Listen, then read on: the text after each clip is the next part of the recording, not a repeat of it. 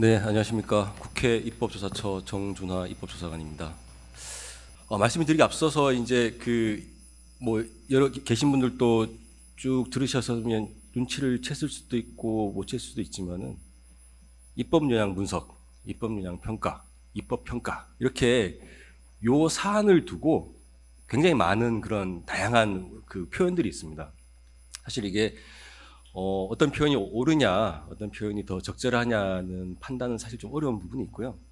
다만 이제 제가 생각했을 때 이 입법 영향 분석이라는 것은 그 입법 목적과 그 입법의 효과 혹은 기대 효과의 관계에 좀 조금 더 초점을 맞추는 게 입법 영향 분석인 것인 것 같고요. 입법 평가는 그 영향뿐만 아니라 그런 입법의 전반적인 체계, 그 구성 이런 가지 좀 포괄적으로 평가하는 것이 아마 입법 평가가 아닌가 그런 생각이 좀 들었습니다. 그래서 사실 대동소이하다 보셔도 큰 문제는 없을 것 같고요. 조금 이제 양자를 좀 구분해서 보고 싶다 하시는 분들은 좀 그런 부분에서 좀 더 착안을 하시면은 좀 도움이 될 것 같습니다. 자, 먼저 그 발표에 앞서서 왜 우리가 이 사후적 입법 영향 분석, 특히 데이터에 기반한 분석에 대해서 관심을 가져야 되느냐 한번 살펴보면 지난 20대 국회 때 가장 핫했던, 가장 관심을 많이 받았던 그런 법률안 중에 하나가 소위 말하는 데이터 3법이었습니다. 그게 왜 관심이 많았냐면은 이제 우리 빅데이터도 많이 써야 되고 이런 데이터에 대한 그런 공급 체계, 생태계도 만들어야 되는데 이 개인정보법을 중심으로 하는 그 데이터 법률이 데이터 생태계에 발목을 잡았다라는 평가가 많았던 거죠. 그래서 많은 그런 학계나 시민단체 그리고 국회 내부에서도 좋아 그럼 발목을 잡았으니 법을 개정하자 이런 내용들이 많았었던 것 같습니다. 그러면 어느 정도 발목을 얼마나 세게 잡았느냐 그거에 대해서 우리가 평가를 했어야 되는데 사실 그런 평가가 없었던 것이죠. 그러니까 기존 법률이 그렇게 많이 잘못됐는 건지 어느 정도 잘못됐는지 거기에 대해서 뭔가 그 수준 그걸 보여줄 수 있어야 되는데 그런 것들에 대한 객관적인 팩트가 없이 그런 평가 중심으로 그 법안이 이루어졌던 것인 것 같습니다. 그래서 앞으로는 그런 평가나 그런 레퓨테이션 중심의 그런 소수의 민원 중심의 법안 개정보다는 뭔가 그 법이 개정될 타당한 근거를 찾아 나가는 방향, 그걸 좀 강화해야 되고 그게 체계적이어야 되고 객관적이어야 되고 과학적이어야 되기 위한 그런 여러 가지 과정들을 찾아가는 과정이 아마 데이터 기반의 사후적 입법 영향 분석이 아닐까 생각을 하게 됐습니다. 오늘 발표 순서는 사후적 입법 영향 분석에 대해서 간략하게 설명을 드리고 그리고 오늘 주제인 데이터 기반, 이 데이터라는 것이 무엇인가 살펴보고 세 번째로는 이제 데이터 기반의 사후적 입법 영향 분석의 방법에 대해서 간략하게 말씀드리겠습니다. 간략하게 말씀드릴 수밖에 없는 이유가 사실 이게 학교에서는 한 학기나 두 학기 정도의 그런 강의 분량이고 해서 주어진 30분 동안에 뭔가 처음부터 끝까지 다 얘기 드리는 것도 사실 좀 불가능한 측면이 있어서 간략하게 말씀드리고 제가 좀 강조하고 싶은 건 마지막 네 번째 향후 과제에다가 한번 앞으로 논의해야 될 사안들에 대해서 한번 정리를 해봤습니다. 먼저 사후적 입법 영향 분석을 살펴보겠습니다. 지금까지 굉장히 말은 많았지만은 제가 생각했을 때 사전적 입법 영향 분석은 시행되기 전에 법률안이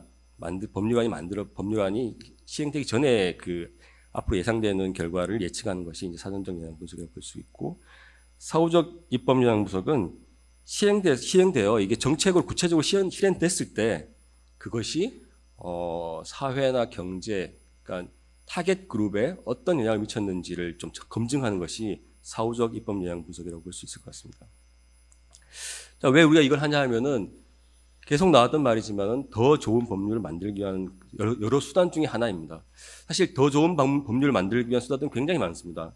입법자의 역량, 입법 지원 조직의 역량 굉장히 많겠지만 그 중에 하나가 이 입법 영향 분석 보고서인 거죠. 분석을 해보니 어떤 법률이 어떻게 규정되어 있는데 그로 인해서 사회적으로 경제적으로 어떤 파생 효과가 미쳤다라는 것이 검증이 되면은 그걸 가지고 그렇다면 이거를 이렇게 더 강화시킬 것인지 완화시킬 것인지 적용 범위를 넓힐 것인지를 우리가 함정을 판단할 수 있게 되는 겁니다. 그래서 그런 좋은 법률을 만들기 위한 수단으로서 우리가 이 사후적 입법 영향 분석에 대해서 살펴봐야 될 것 같습니다. 그렇다면 이제 이 사후적 입법 영향 분석을 해서 이게 법률안이 만들어진다고 봤을 때, 그렇다면 사후적 입법 영향 분석을 할 단계에서는 이게 사후적 입법 영향 분석이 되는 것이지만, 앞으로 시행될 법률안의 관점에서 봤을 때는 이게 또 사전적 영향 분석이 될 수도 있는 것이거든요. 그래서 사후적 영향 분석이 그 자체로만 끝나는 것이 아니라 이 전체적인 입법 사이클로 봤을 때는 서로 앞뒤의 관계가 있고 선의 관계가 있기 때문에 사후적 입법 영향 분석이 잘 됐을 때 좀 더 좋은 사전적 영향 분석이 나올 수가 있는 것이고요. 또 사전적 입법 영향 분석이 체계적으로 잘 만들어졌을 때 나중에 한 5년, 10년 뒤에 그 실행된 법률의 임팩트 어널리시스를 할 때 그게 좀 더 안정적이고 좀 더 일관적으로 분석될 수 있다는 그런 장점이 있습니다. 그래서 양자를 너무 이렇게 단절적으로 분리하기보다는 어떤 그런 일관적 체계적 상에서 한번 보는 것도 굉장히 중요할 것 같습니다. 저는 그 앞서서 입법 영향 분석과 규제 영향 분석에 대해서 공통점 차별점에 대해서 논의가 많았는데, 저는 이 사후적 입법 영향 분석은 정책 평가와 좀 차이성 관계가 있지 않겠냐라는 생각이 들었습니다. 왜냐하면은 법이라는 게 그냥 만들어진다고 다 집행되는 것이 아니라 적정한 조직, 인력, 예산이 만들어져서 구체적으로 텐저블한 정책을 만들어진 다음에 그게 이제 필드에서 집행되는 것이거든요. 그렇다면은 이 집행된 정책을 평가해서 그걸 기준으로 봤을 때 그 법이 잘 됐냐 못 됐냐라고 보는 것이기 때문에 양자는 굉장히 긴밀한 관계가 있다고 볼 수 있습니다. 하지만 차이점이 있다면은 하나의 법률에서는 수개의 그런 세부 정책이 나올 수가 있습니다. 근데 정책 평가라는 것은 그 세부적 정책 중에 하나에 대해서 그 정책 목표를 잘 이루었는지를 평가하는 것이고, 사후적 입법 영향 분석은 그 입법을 구현하기 위해서 여러 가지 수개의 정책 패키지를 모두 다 고려하는 것이기 때문에 아무래도 좀 포괄 범위가 넓다라는 점, 그리고 사후적 입법 영향 분석의 목적은 정책의 개선이 아니라 법률의 개선이기 때문에 그 지향점도 다르다는 점, 이런 점 차이가 있을 것 같습니다. 마지막으로 아랫부분에 순서를 이렇게 제가 적어놨는데 총 5단계로 저희 그 국회 입법조사처에서는 이 사후적 입법 영향 분석을 실시를 하고 있습니다. 첫 번째가 그 입법 영향 분석의 배경과 필요성에 대해서 간략히 기술을 하고요. 두 번째는 어떤 자료를 써서 어떻게 분석하는지에 대해서 이제 설명을 하게 됩니다. 세 번째로는 그 입법조사처에서 그 법의 영향을 직접적으로 분석하기 앞서서 이 법을 집행했던 관계부처, 그리고 이 법에 영향을 받았던 이해관계자들에게 한번 의견을 조회해 봅니다. 이 법이 집행돼서 이렇게 시행됐는데 뭐 시행하는 담당자 혹은 이 법에 영향을 받은 그런 당사자 입장에서 봤을 때는 어떻든가요? 라고 물어보는 것이죠. 그래서 여기서 우리가 그 입법 영향 분석의 차관점을 찾아낸다거나 아니면은 어느 한쪽으로 좀 이렇게 편파적으로 이루어질 수 있는 분석을 좀 더 균형을 잡을 수 있다는 그런 장점이 있었습니다. 그 다음에 이제 그렇게 해서 이제 분석의 체계를 갖춘 다음에 저희가 이제 그 여러 가지 자료와 근거를 가지고 이제 입법 영향 분석 실시를 하고, 여기 4번에 있는 입법 영향 분석은 입법 목적이 얼마 정도 실현됐느냐, 목적을 중심으로 한 영향 분석이고요. 그리고 이제 5번에는 이제 그렇게 봤을 때 사실 우리가 이제 입법 개선안을 제시하는 것이 영향 분석의 그 범위 안에 들어가야 될지 말아야 될지에 사실 굉장히 좀 판단하기 어려움이 좀 있습니다. 왜냐하면 이제 대안까지 제시하면은 사실은 뭐 입법권 관련된 부분이기 때문에, 그래서 대안 제시는 굉장히 명백하고 사회적으로 중요성이 있을 때는 대안 제시까지 좀 적극적으로 하는 그런 방향이고요. 그렇지 않았을 때는 그냥 뭐 입법 영향 분석에서 이제 끝내는 정도로 이렇게 그 시범 사업들을 하고 있습니다.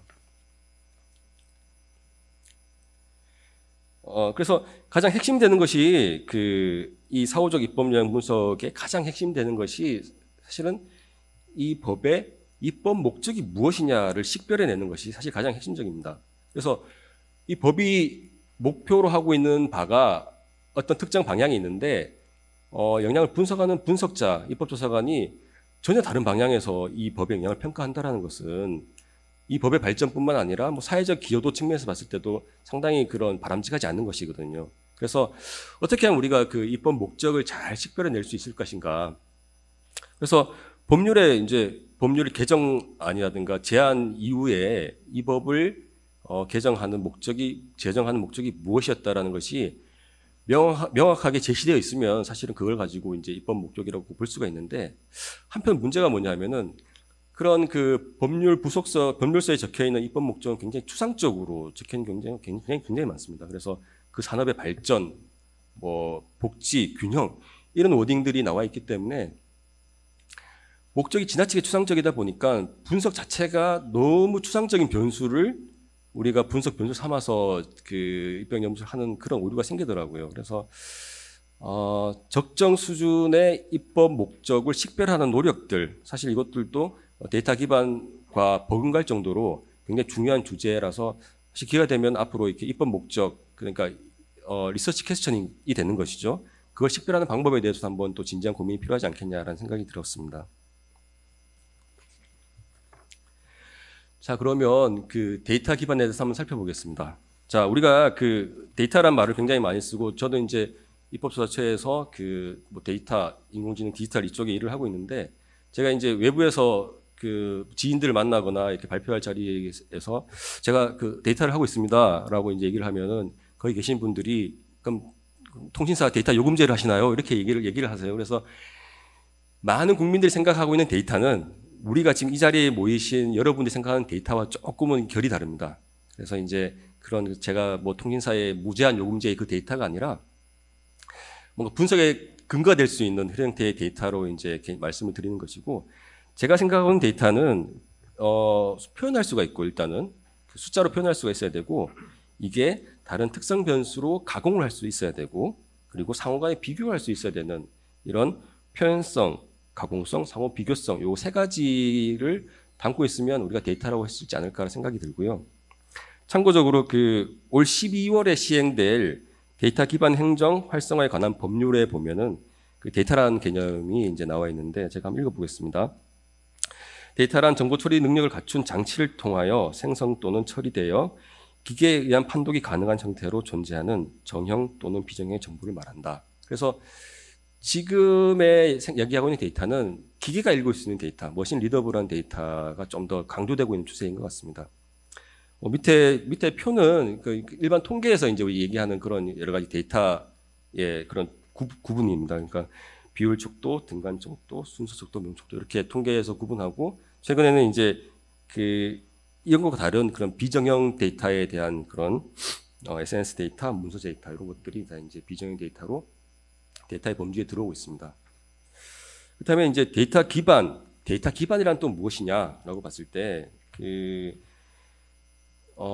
이 데이터를 기반으로 해서 의사결정을 한다라는 것이 이제 데이터 기반입니다. 그래서 이제 데이터가 나의 의사결정 아니면 우리 기관의 의사결정의 증거가 되는 것이죠. 에비던스. 그러니까 데이터가 에비던스가 되는 것이 이제 데이터 기반이라고 볼 수가 있습니다. 이렇게 데이터를 기반으로 해서 이제 의사결정을 하거나 판단을 했을 때는 그 판단을 우리가 신뢰를 할 수가 있게 됩니다. 상대적으로. 그래서 이제 내적 타당성이 있다라고 우리가 볼 수가 있고, 동일한 데이터를 동일한 방법으로 써서 다른 사람이 검증했을 때도 동일한 결과가 나오게 되는 거죠. 그러면 이제 그 분석 자체가 외적으로 타당하다라는, 일관성이 있다라는 이제 그런 평가를 받을 수 있게 됩니다. 자, 그렇다면 이런 데이터 기반이 왜 필요하냐라고 봤을 때, 사실 과거에는 해결해야 될 문제가 굉장히 단순했고, 그 수십 년 그 분야에 있었던 전문가의 판단이 대부분 맞았던 경험이 굉장히 많은 거죠. 그래서 그때는 데이터보다는 전문성, 권위 이런 것들이 판단의 기준이 됐던 것 같습니다. 근데 지금은 사회가 다변화되고 속도가 빠르다 보니까 그것을 장담할 수 있는 그 타당성을 입증해 줄 수 있는 전문가가 그렇게 많지가 않아요. 그래서 그 전문성, 사람보다는 데이터가 더 이제 믿음이 가는 시대가 됐고, 한편으로는 이제 이런 정보가 공개되고 있고 언론의 그런 그 수가 많아지다 보니까 국민들이 왜 그런 결정을 내렸냐라는 것에 대해서 이제 관심이 많게 되는 거죠. 그럼 왜 그러냐? 제가 해보니까 그렇던데요. 그게 아닌 거죠.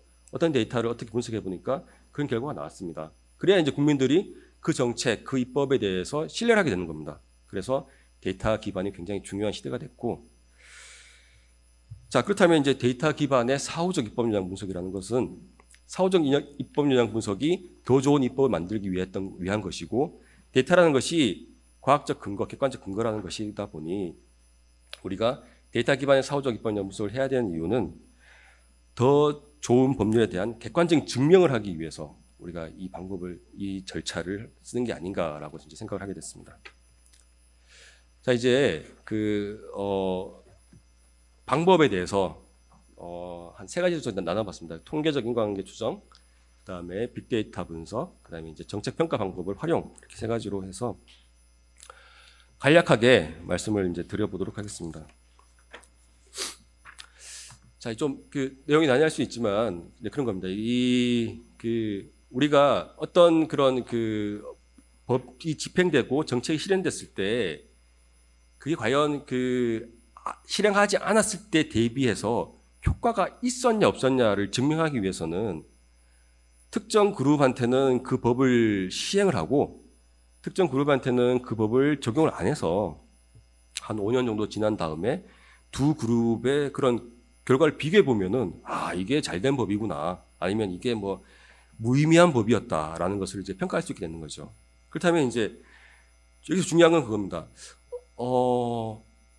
그러니까 이게 이제 굉장히 실험을 하게 되는 거죠. 사회적 실험을 하는 게 되는 겁니다. A 그룹에는 자기가 법을 적용받는지 적용받지를 모르게 법을 적용을 하고, B 그룹도 마찬가지로 자기가 적용을 받는지 안 받는지 모르게 법을 안 적용하는 거죠.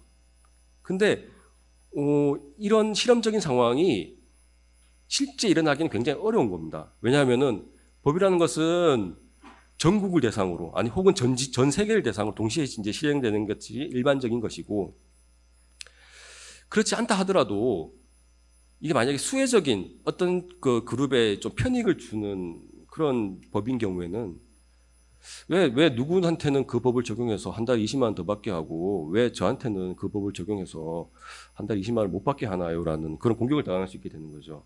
그래서 이런 여러 가지 윤리적인 문제, 그다음에 법 집행의 현실적인 문제로 인해서 이런 완벽한 실험 설계 방식은 이루어지기 어렵다라는 그런 한계가 있습니다. 근데 이제 간혹 가다가 이런 그런 실험 상황을 만들어내는 사례들이 있는데, 거기 슬라이드 12페이지에 나와 있는 그 사례를 보시면 이제 멕시코에서 1997년에 뭔가 현금을 지급하는 그런 사업을 한 적이 있었어요. 그래서 전체 적용 대상 마을이 500개 정도 됐는데 그중에 320개 정도를 랜덤하게 임의적으로 추출해서 그런 현금 부조 서비스를 실시를 하고, 나머지 180개 정도에 대해서는 이제 그런 현금 지급을 하지 않는 그런 사례가 있었습니다. 그러니까 이렇게 해보니 이제 그렇게 해서 시간이 지난 다음에 그 성과를 분석을 해보니 현금 보조를 받았던 데에서는 빈곤 감소라든가 보건 향상, 그다음에 아동 출생률 제고와 같은 그런 긍정적 효과가 있었다라는 거죠. 자, 여기서 중요한 건 그겁니다. 이 실험 자체가 굉장히 그런 조건이 엄격하게 적용됐기 때문에 특정 집단에 대해서 이런 긍정적인 효과가 있었다라는 것을 우리가 신뢰를 할 수 있게 되는 겁니다. 근데 만약에 부자 동네 320개를 추출해서 현금 지원을 하고 가난한 동네, 공교롭게도 가난한 동네 180개를 선정해서 현금을 안 줬다고 봤을 때는 우리가 이 결과가 이런 현금 보조에 의한 결과인 건지 아니면 원래 잘 살던 부자의 돈을 더 줘서 그냥 잘 된 건지 이걸 알 수가 없는 것들이거든요. 그래서 현실적으로는 이런 실험 설계를 못하기 때문에 우리가 이제 준실험 설계 방식과 같이 실험 설계와 비슷한 형태로 결과값을 재조정하는 그런 방식을 취하게 되는 겁니다. 그 중에 하나가 성향점수 매칭법이라는 것이 있습니다. 그래서 나하고 비슷한 사람들, 나하고 비슷한 성격, 나하고 비슷한 소득, 나와 비슷한 생활 환경에 있는 사람들을 찾아내는 거죠. 그런 사람, 나와 성향 점수가 비슷한 사람들을 찾아내서 그 중에서 어떤 제도 법률에 적용받은 사람과 받지 않는 사람들을 구분을 해서 그 둘의 차이를 살펴보는 겁니다. 네.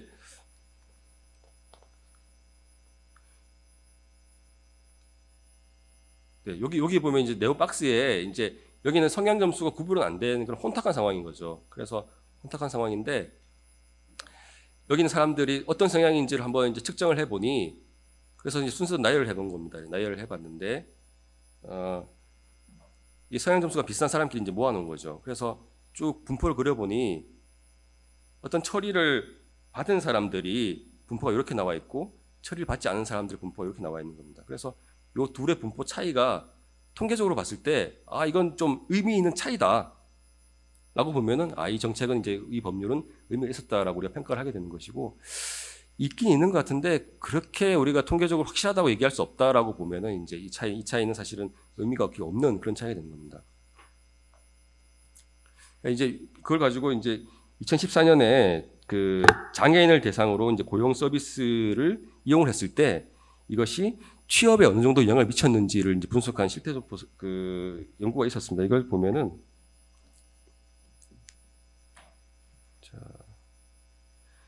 이게 이제 경험자, 그러니까 그 고용 서비스를 이용한 경험자의 평균값이 이제 이렇게 나와 있는 겁니다. 그리고 이걸 경험하지 않은 사람들의 평균값이 이렇게 나와 있는 거죠. 그래서 이제 요 그룹과 요 그룹을 구별하는 기준이 아까 봤던 성향 점수를 기준으로 해서 이제 1대1로 경험자와 비경험자를 매칭을 해서 그 평균을 본 겁니다. 그래서 경험자의 평균은 0.3499, 비경험자의 평균은 0.383으로 그 차이가 있긴 있었습니다. 이렇게 0.034라는 차이가 있긴 있었는데 이 차이가 있었지만은 이게 통계적으로 봤을 때 그냥 뭐 우연한 차이일 수도 있다. 확실한 차이는 아니다라고 이제 그렇게 그 결론이 나는 그런 겁니다. 그래서 이 결론 자체가 중요하기보다는 이런 방식을 써서 우리가 어떤 그런 법률의 효과를 측정할 수 있다라는 그 사례를 보여드리기 위해서 이걸 보여드렸습니다. 다음으로 이제 이중차분법이라는 것이 있습니다. 이렇게 설명이 자세히 나와 있는데, 이거는 이제 어떤 법률의 적용을 받은 사람 그룹과 그게 처치 집단이라고 제가 표현을 해놨습니다. 이렇게 처치 집단과 법률의 적용을 받지 않은 집단, 이게 통제 집단이 이제 두 가지 그룹이 이제 구분되어 있는데 법이 집행되고 나서 굉장히 많은 시간이 흘렀던 것이죠. 그래서 뭐 5년간의 그 차이를 한번 살펴보고 그 5년 정도 지나면은 법률에 의한 효과도 물론 있겠지만은 그런 자연적으로 뭔가 개선되는 효과도 있는 것이거든요. 그래서 그런 자연적으로 발생한 효과를 제외하고 그리고 이 처치 집단과 통제 집단이 가지고 있던 그 집단 간의 고유한 특성도 제외하고 순수하게 그런 법률의 집행 효과, 즉 델타만 살펴보는 방법. 이것이 이 이중차분법의 이제 기본적인 방법론의 아이디어인 것 같습니다. 자세한 설명은 일단 발표문을 참고하시면 될 것 같아서 생략하도록 하고 사례를 한번 살펴보겠습니다. 18페이지에 나와 있는 사례입니다. 이것은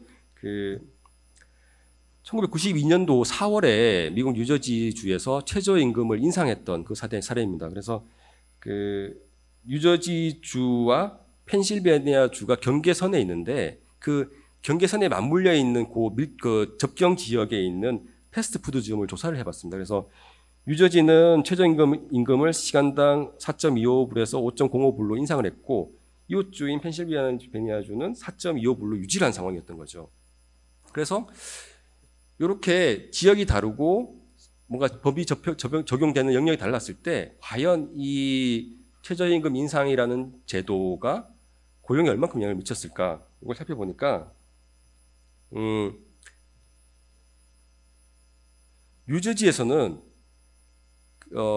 그 최저임금을 시행하고 나서 고용이 0.59 증가를 하게 됐고요. 펜실베니아에서는 2.16 감소하게 되는 겁니다. 그러니까 펜실베니아에 있던 애들이 뉴저지로 가버린 거죠. 왜냐하면 돈을 더 많이 주니까. 그렇죠? 그래서 이걸 보니까 최저임금제를 실시하니까 고용에 긍정적인 영향을 미쳤구나. 우리가 이제 이런 것들을 그냥 단순히 그럴 것이라는 논리적인 그것이 아니라 이런 객관적인 자료로 통해서 이제 입증할 수 있게 되는 거죠. 자, 여기서 통계에 관한 분석은 여기서 마치고 다음은 이제 빅데이터 분석 방법입니다. 이 빅데이터 분석은 사실 앞서 봤던 통계적인 분석은 지난 오랜 기간 동안 이런 통계학자, 계량 분석가들이 결과의 신뢰성을 담보하기 위해서 굉장히 많은 기법들을 연구를 하고 그 모델들을 발전시켰습니다. 이와 달리 빅데이터 분석은 신뢰성이라기보다는 더 많은 데이터 중에서 불필요한 데이터를 걸러내고 좀 좋은 데이터를 가지고 얼만큼 그 현재의 트렌드를 잘 묘사를 하는지, 그리고 현재의 트렌드를 다른 일반인들이 봐도 아 이렇구나라는 건 시각적으로 잘 이해할 수 있게 만들어내는 그런 방식으로 발전을 해왔습니다. 그래서 그 자료의 원천으로서 우리가 트위터나 뭐 여러 가지 블로그의 뉴스 이런 미디어나 SNS에 있는 글을 우리가 이제 주로 이용하는 것을 우리가 소셜 데이터 분석이라고 우리가 얘기를 하고요.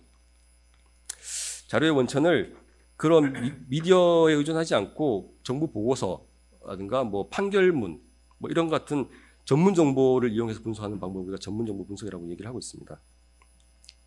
그래서 제가 든 사례는 법제연구원에서 2017년도에 했던 그런 사례인 것 같습니다. 그래서 해양 안전 관리를 위한 법제 개선 방안 연구였고요.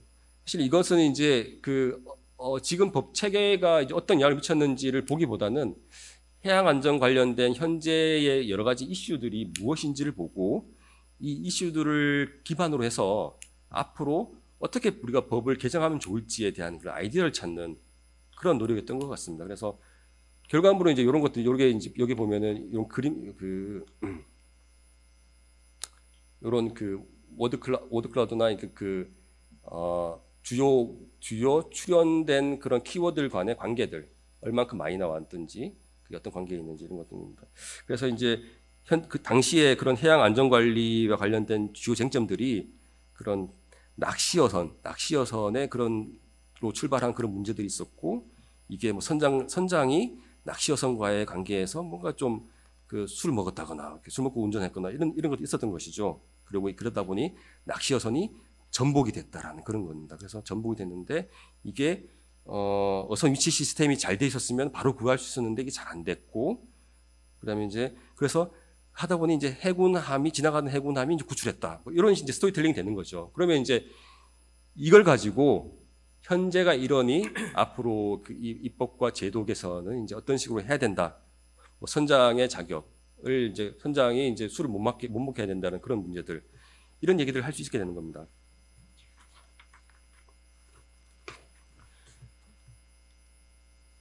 다음으로 그 계량적 정책 평가를 통한 입법 수요 분석은 여러 가지 그런 현행 이루어지고 있는 정책 평가 연구들, 그걸 기반으로 해서 이제 입법 수요들 찾아낼 수가 있는 것입니다. 그래서 이게 왜 필요하냐 보면, 왜 필요한지에 대해서 생각을 해보면 그런 것이 있습니다. 법이 제정될 당시에는 굉장히 괜찮았던 법들이 많았던 것이죠. 법이 제정될 당시에는. 그런데 이 법이 5년이 지나고 10년이 지나다 보면은 사실은 이게 법은 괜찮았는데 이 법을 구현하는 정책이 조금 안 맞아서 그럴 수도 있는 것이죠. 그래서 법의 문제인지 정책의 문제인지 잘 모르는 경우. 그래서 그때는 이제 입법 영향 분석을 직접 시행하기보다는 그런 정책 평가를 해서 그 정책의 개선 방안이라든가 그런 한계들을 찾아낸 다음에 이것을 입법으로 연계시키는 그런 노력들이 또 하나의 대안이 될 수 있을 것 같습니다.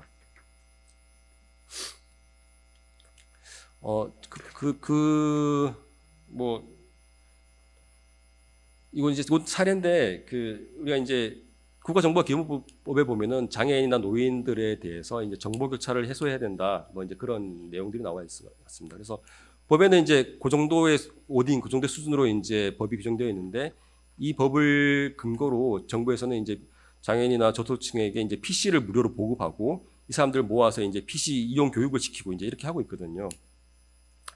근데 이제 지금의 온라인 소비 추세를 보면은 많은 사람들이 뭐 노인이든 청소년이든 할 것 없이 인터넷을 이렇게 모바일로 이용하는 경우가 굉장히 많은 거죠. 그렇다면 이제 앞으로의 그런 입법 목적이나 정책 목적은 어떻게 하면 많은 사람들이 이 모바일 인터넷 이용을 그런 어려움 없이 잘할 수 있을까? 잘하게 하는 것이 이제 사실 목적이 되는 것이죠.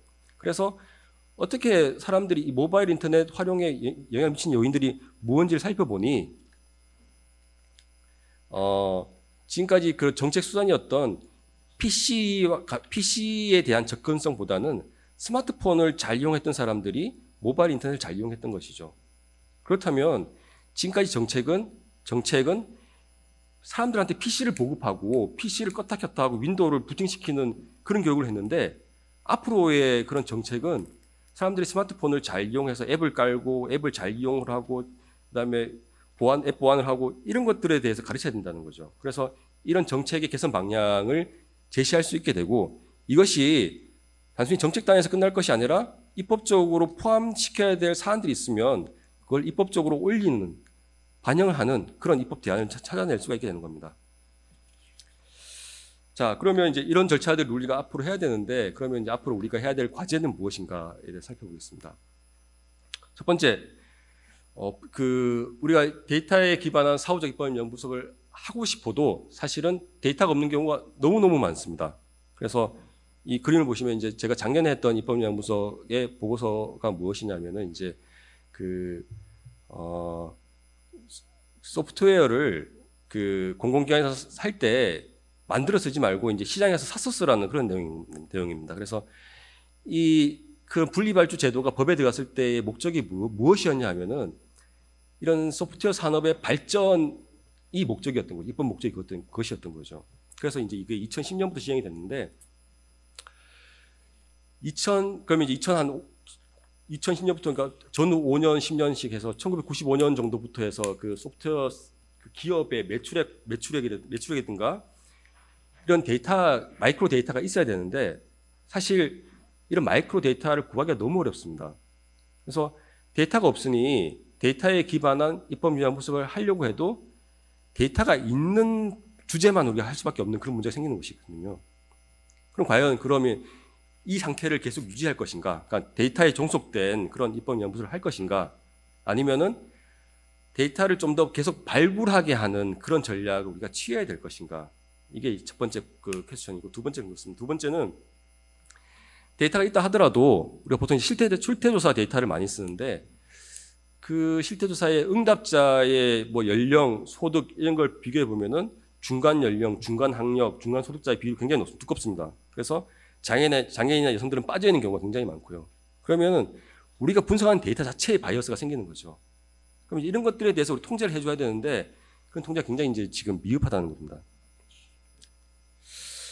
자, 그래서 이제 제안하고 싶은 것은, 이제 단기적으로는 이제 데이터가 있는 분야에 대해서 일단은 그 데이터에 기반한 평가를 좀 할 필요가 있고, 중기적으로는 이제 데이터를 보유하고 있는 기관한테 당신이 데이터를 주시면 우리가 분석하겠습니다, 이런 협력적 관계를 제도하는 것이 필요하고, 장기적으로는 이제 어떤 법을 만들고 정책을 시행할 때, 이것은 정책만 실행하는 것이 아니라 데이터를 계속 생산하게 해서 계속적으로 우리가 데이터를 가지고 모니터링하고 제도 발전을 할 필요가 있겠다 싶으면은 데이터를 만들어내는 것도 그 법률의 요구사항 중에 하나로 반영하는 그런 노력도 필요할 것 같습니다. 그리고 그 여력이 된다면 사실 제가 생각하기에는 그 입법 지원 패널이라고 이제 같이 이름을 붙였는데, 사실 각 연구기관마다 자체 운영하는 패널들이 있습니다. 패널들이 있어서 그 패널 자료를 기반으로 해서 그 자기 연구기관의 목적 사업에 관한 데이터를 얻어내고 있는데, 사실 입법 지원 패널 같은 그런 그 고정 패널을 입법조사처에서 가동하는 것도 굉장히 그 데이터를 확보할 수 있는 효과적인 방법 중 하나인 것 같습니다. 그래서 그 부분도 좀 필요한 것 같고요. 그리고 많은 사람들이 이제 입법 요양 분석을 잘 안 하다 보니 여기에 대해서 뭐 굳이 그렇게까지 해서 할 필요가 있겠냐라는 생각을 하게 되는 거죠. 그래서 그런 이 데이터에 기반한 입법 요양 분석을 좀 더 확대를 시키고, 중요한 것은 그런 데이터에 기반한 입법 요양 분석에서 법률안을 만들어 보니 법률안도 굉장히 잘 나오고 여기에 대한 평가도 좋고 이게 통과도 잘 됐다. 이런 그런 입법부 내에서의 그런 긍정적인 경험들을 우리가 좀 많이 만들어서 확산을 시켜야 사실 수요가, 이제 데이터에 기반한 입법 요양 분석에 수요가 생길 거 아닙니까? 그런 수요가 많아짐으로써 이런 그 데이터에 기반한 사후적 입법 요양 분석이 확산될 수 있겠다라는 생각을 해봤습니다. 다음으로 이제 수요도 있고 데이터도 있었을 때 과연 이게 우리가 할 수 있냐? 이건 또 다른 또 문제인 것 같습니다. 왜냐하면 이 굉장히 많은 그런 것들이 남들한테 내놓을 정도로 뭐 남들한 전문가들한테 보여줄 정도의 그런 방법론적 엄밀성을 가지려면 어느 정도 트레이닝을 받은 그런 데이터를 만질 줄 알고 패키지를 쓸 줄 있는 사람들이 오류 없이 이런 통계 분석을 해야 되는데 사실 그게 그 입법기관, 입법지원기관 내에서 그렇게 원활하게 작동할지에 대해서는 굉장히 의문이 드는 부분입니다. 그래서 단기적으로는 뭐 기관 내부에 있는 데이터 인력을 쓰거나 아니면 이제 외부와의 협력을 할 수도 있겠지만은 이게 기관의 루틴한 목적이 됐을 때는 정해진 시간 내에 그런 결과물이 나와야 되는 것인 거죠. 그래서 어떻게 우리가 이런 그 결과물을 빠른 시간 내에 만들어낼 수 있을지, 과연 이게 뭐 제도적으로 조직화실 것인지에 대해서 정말 진지한 고민이 필요한 것 같습니다. 자, 마지막으로는 다시 이제 그 입법 영향 분석과 정책 평가의 관계로 다시 귀결이 됐는데요. 자, 입법이 정책으로 구체화돼서 그 구체화된 정책에 대해서 평가를 하게 되는 겁니다. 입법 자체가 평가할 수는 없는 거죠. 그러니까 우리가 데이터를 만들어내고 활동이 있고 아웃풋이 있는 것은 정책의 아웃풋이거든요. 그렇다면은 지금의 우리가 하고 있는 사후적 입법 영향 분석은 정책과 입법을 동일시시켜서 이 정책 효과가 이 입법 효과라고 우리가 얘기를 하고 있는 것이죠. 근데 엄밀히 봤을 때는 한 단계 더 있어야 되는 겁니다. 이 입법이 있었는데 이 입법으로 만들어진 이 정책이 과연 잘된 올바른 정책이냐, 그 단계가 더 필요하다는 겁니다. 그래서 그런 입법과 정책, 그리고 정책과 결과의 관계에 대한 고민, 이것이 반영이 돼야 뭔가 그런 체계가 완성이 되는 게 아닐까 생각이 들었습니다. 다소 좀 시간을 많이 소비했지만 뭐 내용이 잘 전달됐기를 바라면서 이상으로 저희 발표를 마치겠습니다. 감사합니다. 예. 정준하